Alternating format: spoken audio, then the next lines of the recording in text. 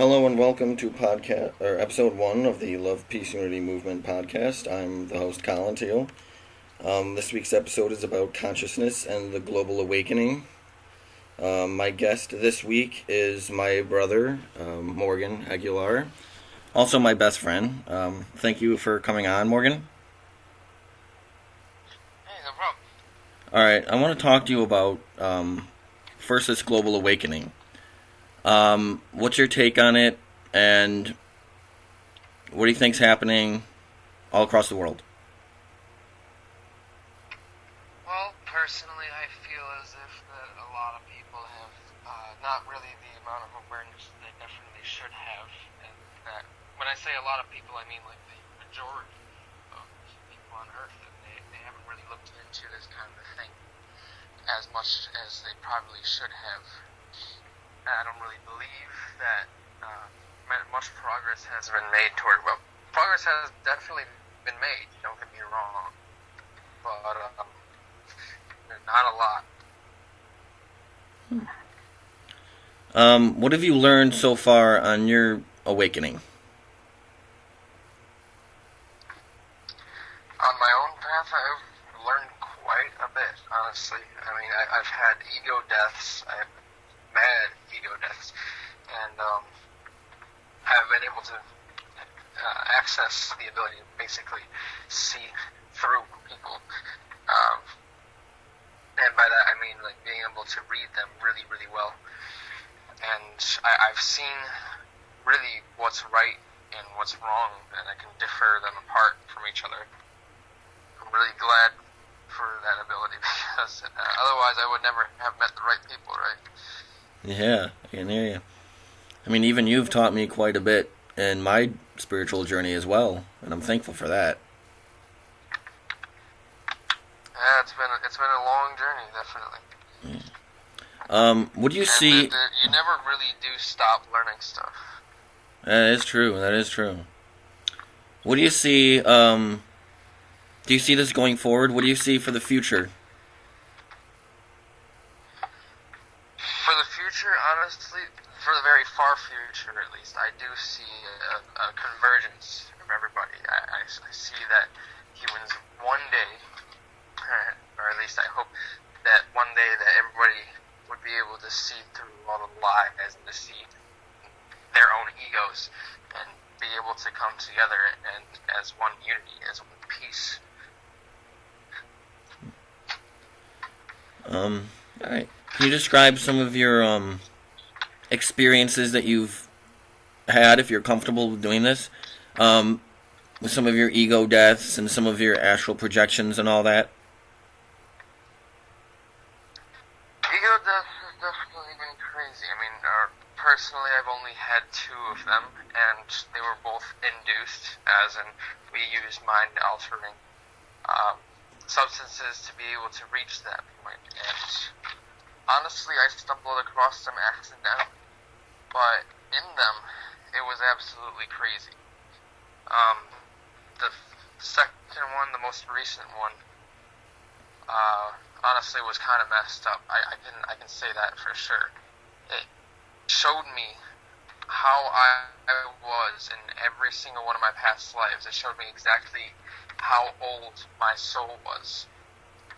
And it showed me, of course, right from wrong, everything that I had done and everything that I have caused to happen in my past lives and why I am here today. Basically, I was stuck in a loop, and I was going through life after life of just not really doing the right thing for myself. I mean, I was never on the right path for a very long time, and nothing really ever worked out the way it should have. I'm glad I had my awakening this life instead of later on, you know? All right. How would you Nice. Is there any other experience you'd like to tell about? I mean, it definitely was crazier on the second ego death. I would definitely love to tell you more about that. I mean, during it, of course, I was able to see all my past lives, but it it came to me all at the same time, so it was really overwhelming. I can tell you that I was sitting on this couch next to my best friend for about 2 hours, experiencing all of this just flood into me, and absolutely bawling my eyes out. I was crying for hours, man, because it was just so powerful and overwhelming. Yeah, that's rough. I couldn't imagine going through that. Yeah. Yeah, it can be pretty crazy. What are some of the, because I know I figured out a few truths too, but what are some of the universal truths? Like, for example, we are all one consciousness and all that. What are some of these truths that you figured out along your journey? I definitely don't believe that we are all one consciousness, but we definitely are one people, as in, we are all the same, really. I mean, we can definitely have different experiences, and everybody, their personalities change based on the experiences they have in their life.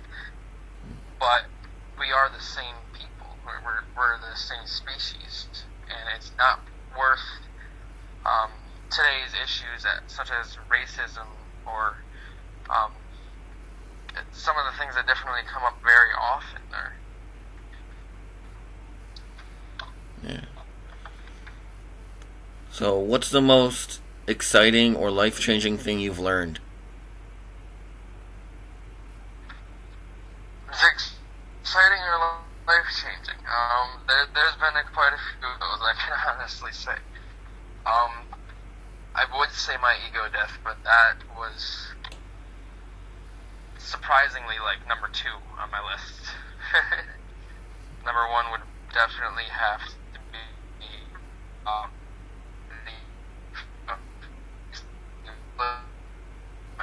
what I'm actually supposed to do in this life.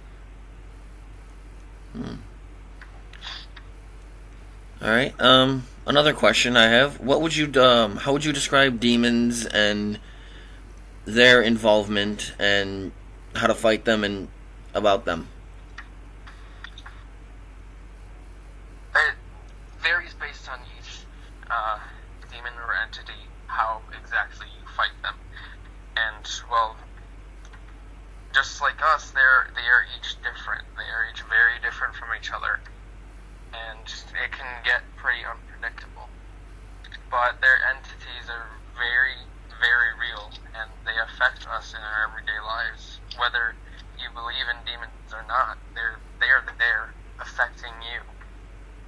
And they come in forms of depression, anxiety, anger, hate, any one of those, and many more. They come in those forms. Even if you can't see them, they can still be there. Of course, I would actually like to tell you that one of my abilities that I found out from the time that I was a very little kid, I have been able to see them. You don't need to see them to know that they're there. Of course, I knew because I could visibly see them there, like vividly see them. But you don't really need that to know that they're there, because they really do affect you. I mean, you could be hanging out with your family on a family trip or something, and all of a sudden you all start arguing about this absolutely stupid thing, but the argument keeps going anyway. That's demon. Yeah, I know. I've had my own personal experiences. In fact, I've had 3. I told you before on off of this that on my most recent one, I actually could have swore I saw it. In addition to this demon pressuring me the whole time, I felt a sudden change, anxiety, sickness. I actually threw up. Actually, believe it or not, I was at my girlfriend's house at the time, and I had to rush to the bathroom. I felt a huge shift in my energy. It was terrible. I got sick. I threw up, and then I felt this. I audibly heard this voice just pressuring me, just constantly, almost like punching me or something like that, and also pressuring me to, like, come on, join me. You want it. Well, not really. You want it, but pressuring me. And the whole time I was like, no, no, no, F you, F you, F you, I'm not going to do it. It was terrible, and it actually took me a while of like lying on the ground, almost being attacked. Granted, That's actually one of those pretty common ones. Would be the one that I forgot to mention earlier was temptation, and it is a very common feeling that people can get from being attacked by a demon. Temptation comes in many different forms. It can be lust. It can be simple coveting somebody else's items. It can be anything. yeah, and it's really important to not only be aware of that, but find an appropriate way to deal with it. And you really have to control your energy. You really have to like focus really hard.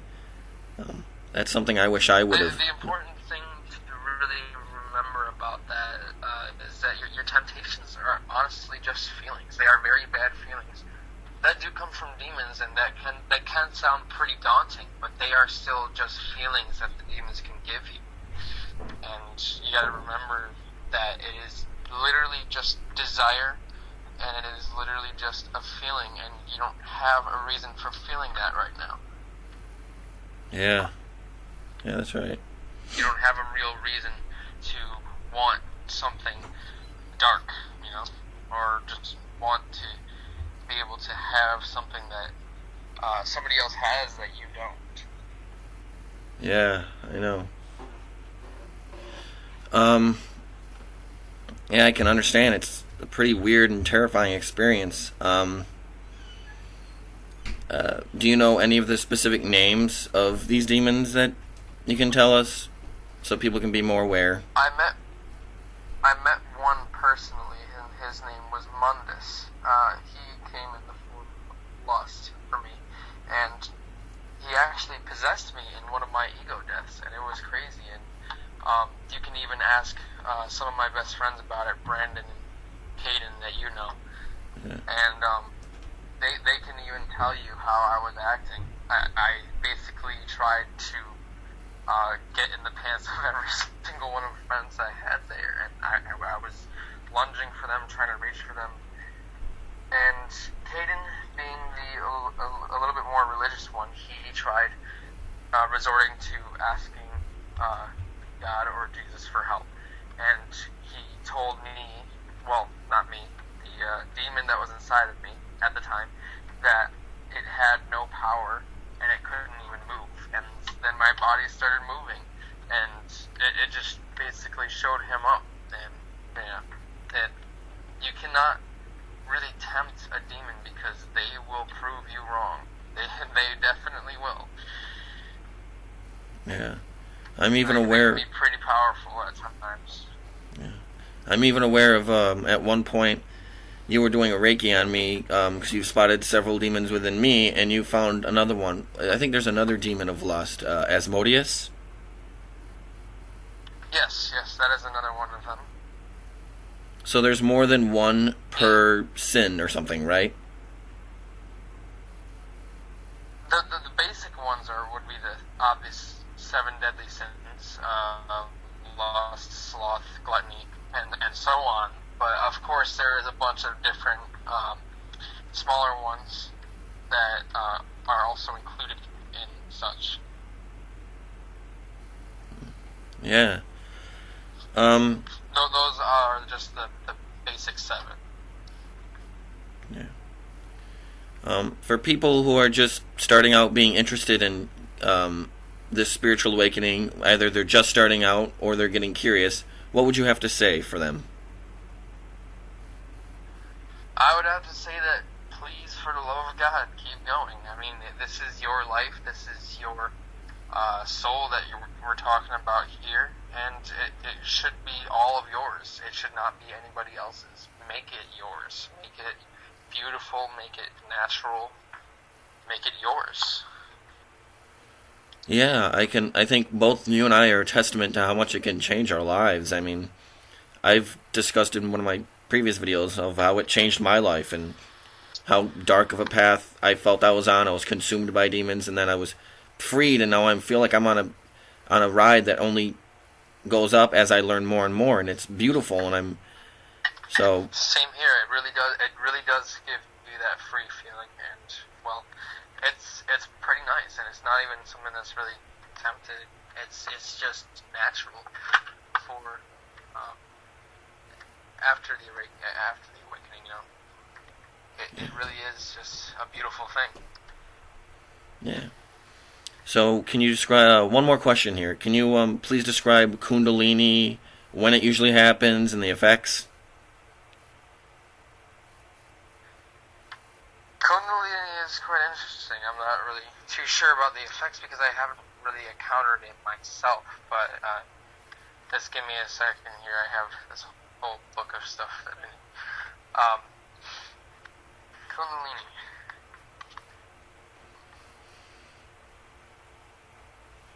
Honestly, I would probably have to get back to you guys on that in a later episode because I have not encountered that too much myself.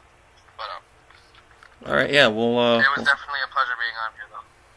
Well, thank you for coming on to the podcast, Morgan. We really appreciate it. We hope to have you on again. No problem, man. Of course, anytime. And a special thanks to all the listeners out there. We hope to see you again, that you'll join us next week. We hope everyone here has a wonderful week. Thank you.